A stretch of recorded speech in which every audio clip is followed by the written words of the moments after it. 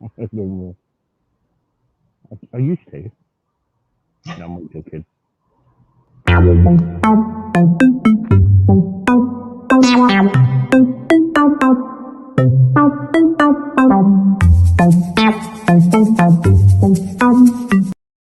Okay. Okay, that was quick. I'm so sorry. It's not my day today. My induction went, so don't worry about it. I am so sorry. I was just saying to Beth about my Botox. I think I need some Botox.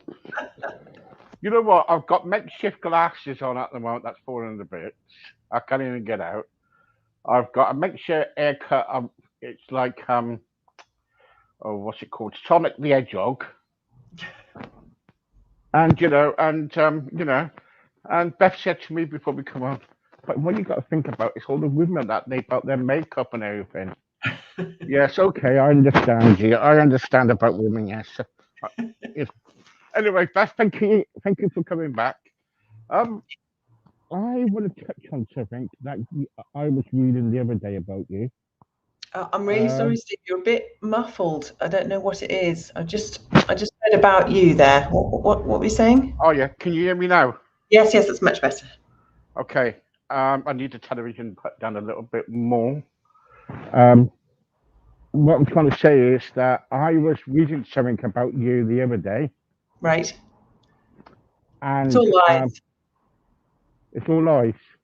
I don't know. Can you be quiet, please?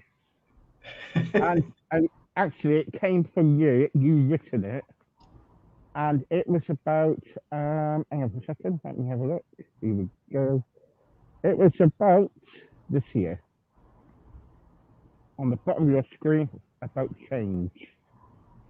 Oh yeah, about change. Yeah. Yeah. Oh Now, look how cool! I see it. can you see it? Yeah, it's great. Well done, I you. didn't. I didn't mention it because I thought I put it down there. Now you written something about that the other day, didn't you? A while back. Yeah, yeah, absolutely. Yeah. And and you say with your job, you say that you help high achievers. Is that Yeah. right? Now, with your job, with high achievers, does that mean that kind of like people who are in high um, power and the rich and they um, is that the case?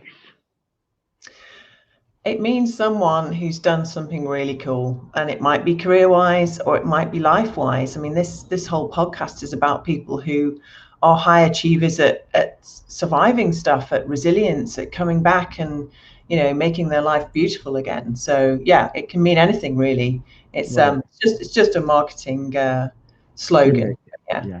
Yeah. I thought it was. I thought it was because I thought you were just looking at for the David Beckhams of this world, and not the.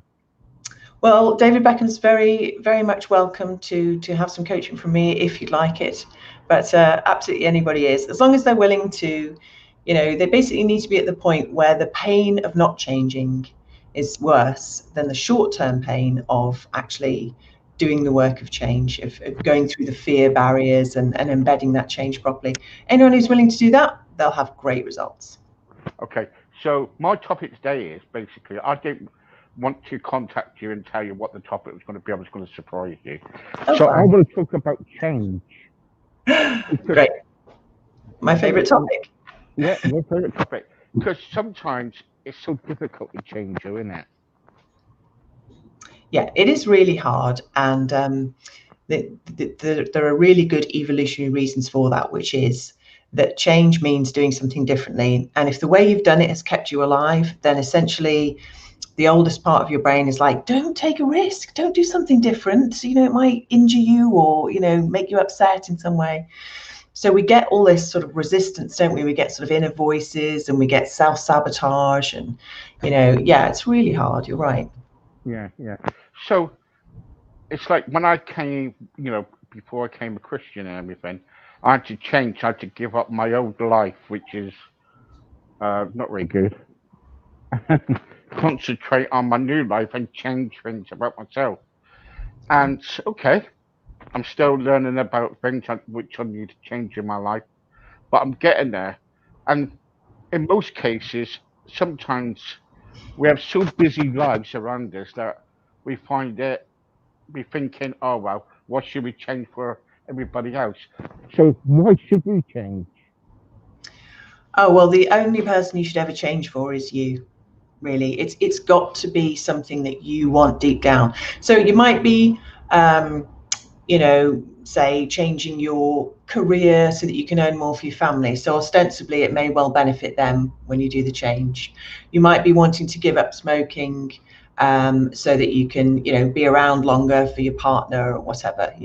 So it's ostensibly for them, but really, it's got to be you wanting that better job and you wanting to be around for your partner and you wanting to be free of smoke.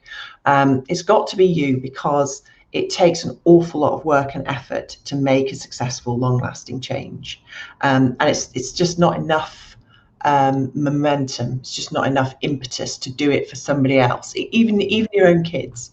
It's got to be that you want to do it for you first. I remember when I was younger, my mum used to say to me, "She's changing you, isn't she? Your wife is changing you." I Right. don't know if you hear that saying before, but she is changing you. But at the end of the day, it's not the wife changing me or the partner's changing. It's at the end of the day, we got to change ourselves, didn't we? You're absolutely right, Steve. That's the thing, is that a lot of us, we may have friends and family, people that we love, and we can see them struggling, we can see them unhappy, or maybe they have some behaviors that make us unhappy, and we talk to them about it and we plead with them and we suggest things and all that. Ultimately, you can lead a horse to water, but you can't make it drink. And yeah, so that person needs to want to change for themselves. Yeah, you're absolutely right. Yeah. I Yeah. I had somebody the other day who kind of like contacted me on my website, and they said to me, and I was going to read this out to you. It said here, "Hi Steve, I heard your Sunday morning broadcast about change the other day, and it really upset me, and I am so sorry, but I really do need help. I've been going through quite a lot lately with abuse and my husband, etc., etc. I can't tell you the rest." And it says here, it says, "I find it really difficult when people tell me to change. At the end of the day, the only person who's got to change is myself. And when I change myself, then I will find happiness again. But in the meantime, people are telling me to change because they want me to change." So I said to them, no, sorry. Then she said to me, she carried on, she said, "But the trouble is, at the end of the day, I'm worried about my looks." So I said, "It's not about your looks, it's about your heart. It's what's inside you." Then she turned around to me and she said, "The trouble is, though, Steve, my partner and everything think that my partner keeps on telling me that I've got to change, and they keep on kind of like putting me into different scenarios in my life, especially with abuse. I've walked out on my life, I've walked out on my partner, and trying to make a life for myself. But at the end of the day, my heart yearns for more life. What can I do?" So I put, "Hi, the only person who can change is yourself. Do not worry if you're going through quite a bit of abuse. I cannot tell you what to do, but if I were in your shoes, I would remove from the home and go somewhere safe and get help. Take the children with you and make sure that he doesn't know where you are. Yes, we all go through life, we all go through rough patches in life, but at the end of the day, we will get there, and you will too." Now, the trouble is, you see, we find that, if anybody's going through that and wants to change, yes, they change themselves, but also I feel that when you're in an abusive relationship like that or in another relationship, we can easily kind of think, yes, love, okay, I will do it for you. Then it's nothing left for us, is it? You get me? Yeah, you just can't. You can absolutely try to live your life for what other people want for other people, but ultimately you can't do it. And the reason for that is, again, because when you get onto the neuroscience, your limbic system, the oldest part of your brain, it's a total every man for himself brain, right? So all motivations really boil down to whether it causes you, the individual, pleasure or pain to do one thing or another thing, right? So change doesn't work at all for anybody else. It only works for you, and only if your limbic system is convinced that this is not going to be risky and dangerous, but it's going to bring pleasure, security, all those sorts of things that your limbic system wants. So yeah, at your very core, because we are all animals still, we do have this very complex society. We are all animals, and at our very core, we are individuals, and it's about us. So you can't really live your life for someone else. If you think about, Christians, for instance, people, vicars and nuns, and people who dedicate their life to religious practice and things, that they're doing that because they want to, because they love to help people. They love to, spend time deepening their relationship with God, and advocating for others, praying for others, and trying to help them that way. But ultimately, you could argue that, I have to be honest. I love what I do. I get a massive kick out of people walking out of my, office smiling. I just get a massive selfish kick from that. I love helping people. And I think we just have to be honest about that. You just have to always be honest about your motivation. So anyone, any of my clients that want to change, I always start with them deepening their relationship with themselves first, and looking at their values and what is it they really want, and what do they want to live their lives for, and then frame the change around that, and then you'll get successful change. But you're quite right, Steve. You've just got to live for yourself ultimately. It doesn't mean you can't spend your life, serving others and helping others like you're doing, but absolutely you have to be in aligned with your own personal values first. Yeah. And experiences, really, from experiences, we can learn from our experience and help others, can we? Yeah, absolutely. It's like what you're doing, actually, because because you're doing a good job, actually, because from your own experiences too. Yeah, thank you. Yeah, I was going to do a bit on negative self-talk today, but we can do that another session. But it kind of relates to this because everything, change, anything you want to achieve in life, it all boils down to your relationship with yourself, essentially. And it's really hard to change when you get those negative voices, isn't it? It's kind of like, oh, why are you even bothering to diet?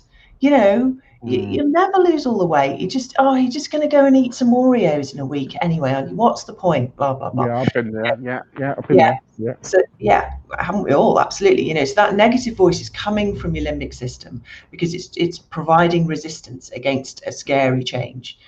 So yeah, absolutely. But as you say,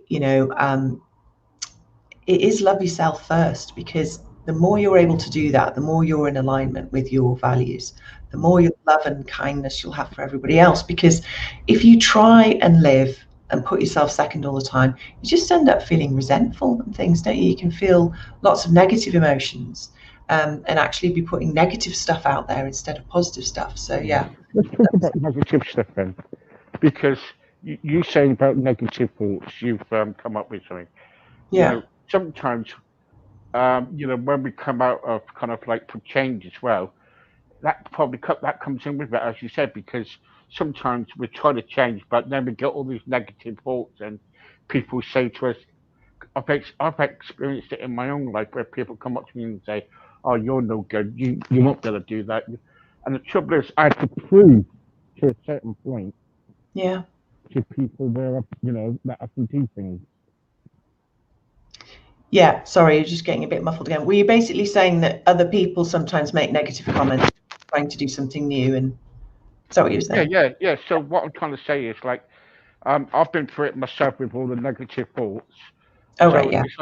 it's like people when they say to you, "Oh, you can't do this and you can't do that," People give you negative thoughts, and to me, I had to prove to them that I can do it. You know what I mean?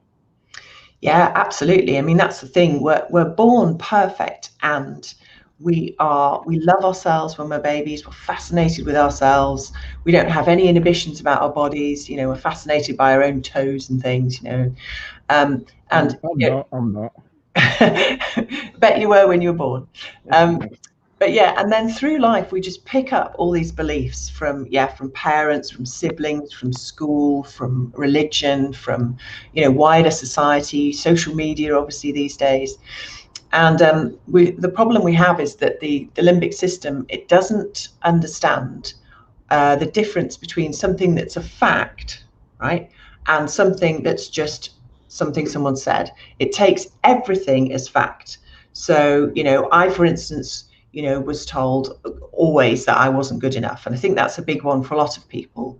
Now, that wasn't an actual fact because I was probably a very nice little girl, but if you're told that enough times, it absolutely feels like a fact. And then what you do is you base the rest of your life on that. And the negative voices all come from that belief you have about yourself, that negative limiting belief. And you're right, it's a real challenge to overcome those, because I'm sure there are sometimes people in your life who will actually say negative things to you, but even worse, happening 24/7 in many people's brains, is their own inner voice saying all that stuff to them, and that's really hard. There's no escape from that, is there? When I had depression and really bad negative voices, I drank too much, I comfort ate, I smoked, I would stay up late, just so that I could sleep longer, just trying to numb out, to escape. I always used to be dying to go on holiday, thinking that, somehow it would be different, if it was on a beach in Turkey for a week, that everything would be great. Of course, you pack all your negative thoughts and negative beliefs in your suitcase with you, and you still have to experience them no matter what's going on outside. So yeah, it's a really big cornerstone of change, is to sort out that self-talk, definitely, and I'll cover that in a different episode. Yeah. What other challenges have you found with change then? I think with changes, I think when I was at school, someone said to me, I kind of, because when I was at school, I became a Christian at school, so I things things had to change when I used to be at school, only because I wanted to become a Christian at school. So, well, Yeah. become a Christian anyway. And I remember kind of like went up to the headmaster one day because I was put into a group where slow learners say, you get me? Yeah, A yeah. class, we were class, slow learners, but we weren't. And I remember going up to their teacher going, I feel that I need to take RE. And they looked at me thinking, well, yeah, okay. So I went back to my minister and I said to him, church minister, and I said to him, look, I feel that God wants me to do RE. And he said to me, well, okay, if God wants you to do that, we need to sort something out. So I took my CSC exam, passed that, got an O level, got an A level. I took, went up to the school, shoved it under their nose, and said, look, this is what I achieved. And thank you very much for the encouragement. So it was, Good for um, you. well, you've got to, you've got Yeah. to. And, we, we live in a world where people kind of like put each other down. So, you Yeah, know, absolutely. Especially regarding change, it's kind of like, there's people who say, oh yeah, people don't change. You can't teach an old dog new tricks. You've always been like that. Why do you expect to be different now? And also, actually, people who do make a change sometimes, the people around them sometimes feel a bit negative about it. They sort of feel a bit betrayed almost. It's kind of like, you're not the same person that you used to be. Like, some people who mm, wanted more confidence, and they've got more confidence. Because of that confidence, they're then willing to say to the friend that they've always loved, but tends to put them down a bit, kind of like, yeah, just don't make comments like that. Actually, I'm great, and then the friend's like, whoa, where did that come from? You said that stuff to me, And the classic one is when people give up smoking, they often lose the friends that they smoke with, especially sort of, when people nip out the office and they stand there and they chat together, sort of got smoking friends. So you've got to be careful with change, because there can, even a really healthy, good, successful change can sadly bring some slight sort of short-term negative benefits, because obviously it's like a ripple effect, isn't it? When you change, the world around you changes, and sometimes it means we have to let go of some things that we had before. But it's all to the good in general, as you would know, being a spiritual person. Yeah. But also, in life too, where I've kind of like, because when I was in the media quite a bit, it was kind of like I've lost quite a lot of friends when I was in the media. Right. But when I started, oh yeah, I lost loads of friends. But then when I started sorting my life out, then coming back again and starting doing some good, they were going, "Oh, Steve, yeah, can I add you back on Facebook? I'm sorry what I said." And I thought to myself, no, I don't want people in my life who's going to be negative. I know it's against my principle as a Christian, but I said I still love you. But that's where I come from. So and I remember when I went to a concert once, Charlie Lansborough said, what was it? You'd be lucky to have 5 friends in this world. 5 friends, 5 true friends. Yeah. He said. And and it's true, just because how many, who's going to be out there for, how many, we could say we got loads of friends, but who's going to be there for us? Yeah, absolutely. Yeah, 5 friends sounds plenty, doesn't it? Really. And always I would advocate that your very, very bestest friend has to be you, has to be yourself. Oh yeah. Because you are going to be hanging out with yourself for every single moment of this existence. And so that's going to make the difference between, it being a great adventure and being just a miserable nightmare, is the relationship you have with you, isn't it? Yeah. I didn't used to like myself. I didn't used to hate. I used to kind of like hate myself, but me too. Yeah. You get to a point where you kind of like you're thinking things are happening in your life, and you hate yourself. It's like when when I split it up with my partner a while back, or when I lost my first wife. It was. Let me say about my first wife. When I lost my first wife in a car crash. And we were coming back from holiday, and she was pregnant. She got cut. She lost, and the car turned over and everything. There was guilt there. There was guilt there where I kind of like, I just had enough. I just thought, she's died, so let me die and all that lot. And I had to kind of like say to him, I had to change my thinking and my thoughts there and then, and I couldn't do it. And I was finding it difficult.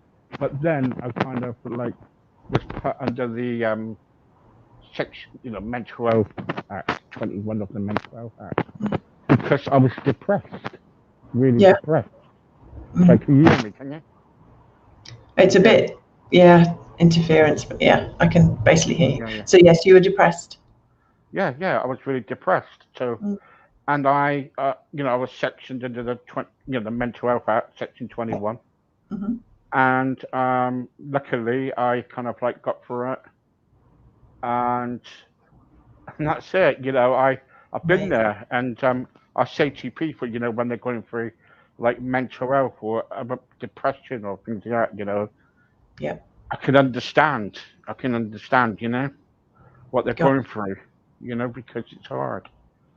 God, depression's awful, isn't it? I mean, I just wanted to sleep my life away, really. I just, just even the simplest interaction, even just getting out of bed, just, everything was just totally black and overwhelming. And it's kind of like, what is the point of even waking up today? Yeah, it's really, really hard. But in your case, have to be the children, though, in your case, so wouldn't it? Sorry? In your case, it had to be the children, though, did it? Oh, that I got up for? Yeah. Yeah, and actually, there's an upside to everything. And I ended up developing quite a sort of laid back parenting style because I was just too depressed to shout, really. So, I ended up discovering, just a much more calm sort of parenting style that, even today, we don't sort of do raised voices because, of course, the problem is if you start shouting at your kids, and loads of parents do, it's a fairly common thing. Then obviously the kids start shouting back, and then you end up with a lot of noise. But I just couldn't cope with that when I was depressed. It was just too much. So I was just very quiet and calm with my kids.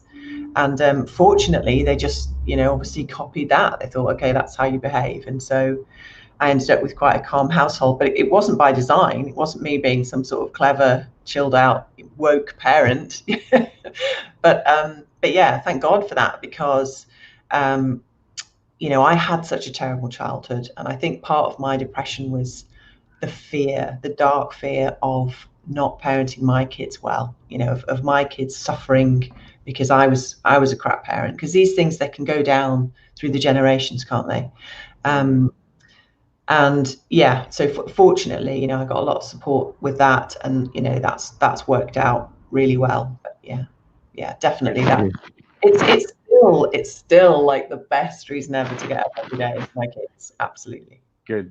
Last 10 minutes. Let me get some questions here. We got around about 40 questions here. Wow, cool. 40. Right. Okay. Hi, Beth and Steve.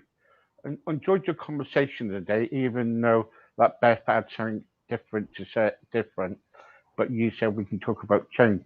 I'm glad you mentioned that, really, because I'm going through a change in my life at the moment, but find it very difficult. Just split it up with my partner after 7 years. Feeling depressed. What can I do, Beth? Mm. Well, if you haven't already, honor it first. Okay, with any sort of, it's a grief that you're going through. So it's the grief of the end. And so I recommend having a good wallow if you haven't already done that. And that will take as long as it takes. So, be kind to yourself, because you are grieving the loss of somebody that you felt a lot for. And not just the emotional side, but like the kind of daily routine you had together, will have changed. And, how you spend your time, and maybe like you won't see his friends anymore, or her friends, or whatever gender your partner is. And all of those things, that's like massive life changes all happening at the same time with the breakup. It is really massive. So be kind to yourself about that, and go, yes, so overnight, my friends have changed, maybe I have to move out the flat, or whatever it is, so usually in life, perhaps one or two of those things might be going on at the same time, but not everything at once. So it is a massive thing. Be kind. Be kind to yourself first. See if you can reach out for support. It's totally okay to do that. So see if you can just talk to somebody about it. It's worth saying to them they don't have to have the solutions, because often there aren't solutions, but sometimes talking about it, just being heard, in a safe space, is a solution in itself, because you're kind of detoxing. There's all this pain there, it's got to come out one way or another.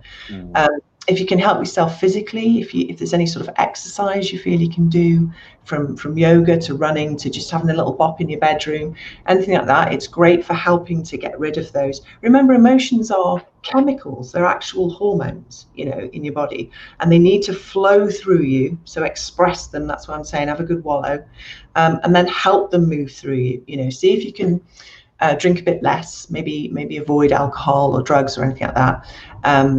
And exercise a little bit more, just to help that journey happen. What would you add, Steve? Sorry? Would you add anything there? How did you the breakup? I don't know. I just kind of like to me, I was just kind of like just to get some help, really. And we kind of, we got 2 or 3 counselors on board now. So please contact us, and we will be able to help you. We can put you in contact with different people. So Yes, we can. Yeah. I don't know. It's really hard, but the trouble is when a couple split up, you tend to kind of because you got used to being with them. Mm, There's a gap there. You can. I woke up one day and when I lost my wife and mm, on my own in the front room watching the telly, and I'm used to like going, and all of a sudden I turned around and I said, mm, hi Claire, and she wasn't there, or Claire can put the kettle on, and when you're in bed and you kind of put your arm around it, but you're not putting your arm around it, you're just putting your arm around the cushion or something, or sorry, pillow. So it's difficult, and very difficult. yeah, very And difficult. and it takes as long as it takes, doesn't it? Absolutely. It does, yeah. And with a breakup rather than a grief thing, there's breakups happen because for some reason the relationship didn't work anymore, right?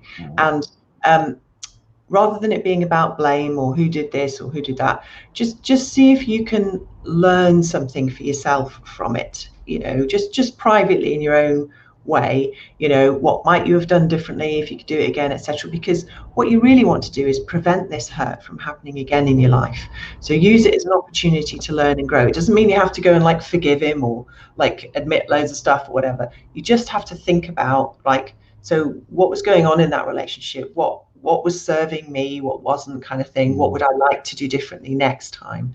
And then something good will have come from that breakup, in that hopefully you've protected yourself a bit, and you've learned to love yourself more, and you've grown a bit, ready for your next relationship in time. But yeah, take that time to process and learn and settle before moving on. Yeah. Okay. Good. Um, Here we go. Oh. Niall says, "Hi, Steve. My wife just recently passed away after 10 years being married to her. There's a great big void in my life that I don't know what to do. Sometimes I wake up feeling that she's there, but next minute she's not. I have dreams. I dream about her every night. Um, Sometimes I go to a graveyard around about 2 o'clock in the morning just to fill that void because I miss her. What can I do?" Um, It's that classic, isn't it, really, from Winston Churchill? When you're going through hell, keep going.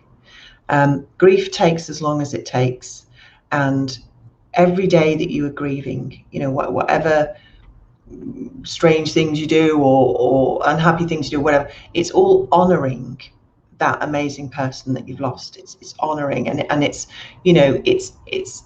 it's important to lick your wounds. It's important to honor that amazing thing that you had with that person, and you'll do whatever you do during that grieving process, and it will take as long as it takes. And the thing is to we can feel stressed about how we're behaving during grief, because we're seeing it as like, oh, this is wrong. I'm supposed to be happy all the time. Life's supposed to be great. So therefore grieving is bad or whatever. It's scary, but it's a natural part of life.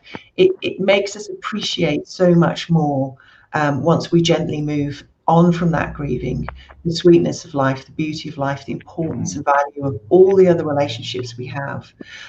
So see if you can find the purpose in your grieving, because there is great purpose in it, in honoring that person that you've lost, and in learning and growing yourself, and then when the time is right, moving forward with your life. But yeah, yeah.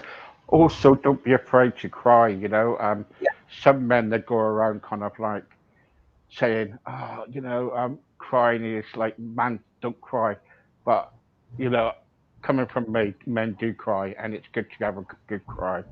Men. When I lost my wife, it was, I cried and cried and cried, and sometimes I got on my knees and started blaming other people and whatever. But at the end of the day, you know, have a good cry and get it out of your system and take your time and try to get some counselling if you can and if you need to talk to somebody, just contact us. We will be here. So Yeah, and that's you're 24 hours. You're absolutely right, Steve. I mean, the thing is that, in the olden days, we had extended family, we had friends, we had other people in the community that knew that person, and so support was around us. So, don't equate going and getting help and counselling with some sort of, mental illness necessarily. It's great to go and get help if you've got mental health issues, but also this is a massive life experience. And perhaps those people, that community that used to maybe be there 50, 100 years ago, they're not there for us anymore. So it's totally the right and healthy thing to go and get some support, because there's a lot of understanding about grief, about the various stages that you move through, and it's great to just have that support to make sure that you're safe, that you're kept healthy, and that you can, as I say, learn and hopefully eventually take something positive from the experience. Yeah. Is that okay? Good. Philippa, Steve, and Beth. I've just lost my baby around about 5 days ago. Um, I'm feeling really, really down, really depressed. Don't know what to do. Stuck in, been told to stay in because of the coronavirus, not been feeling very well.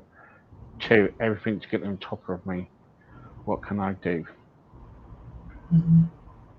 Yeah. Oh gosh, I'm so sorry for your loss. That's terrible. And yeah, it's so awful with the corona restrictions. They are particularly hard in situations like this. I can only imagine.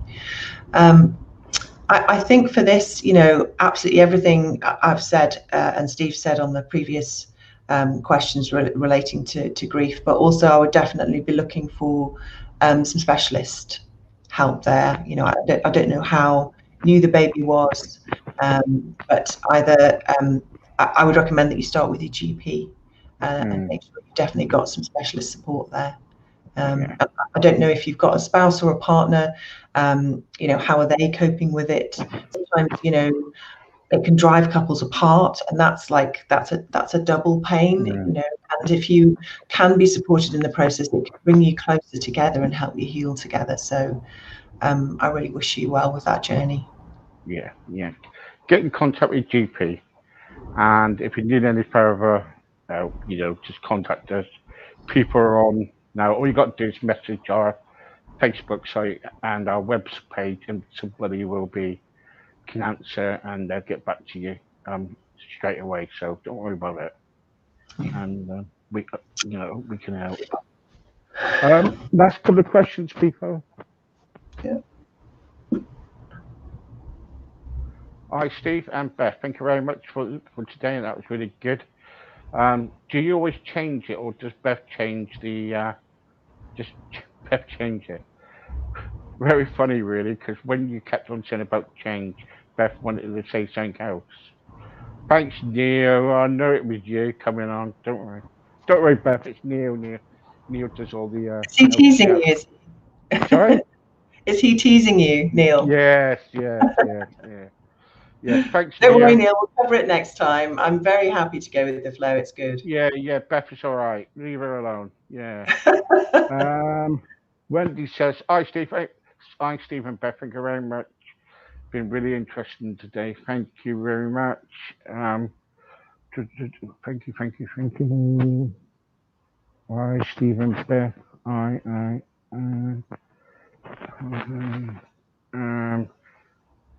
I'm in a relationship and I can't. Right, okay. I think that's it, Beth. Really. Um, Fantastic. um, anyway, the trouble is, though, see, when we're going through grief, it's hard. Every time when we go grief, either if we lost somebody or something happens in a relationship, and sometimes it takes time to change our thinking and our thoughts and everything, because the memories will be there still. Yeah.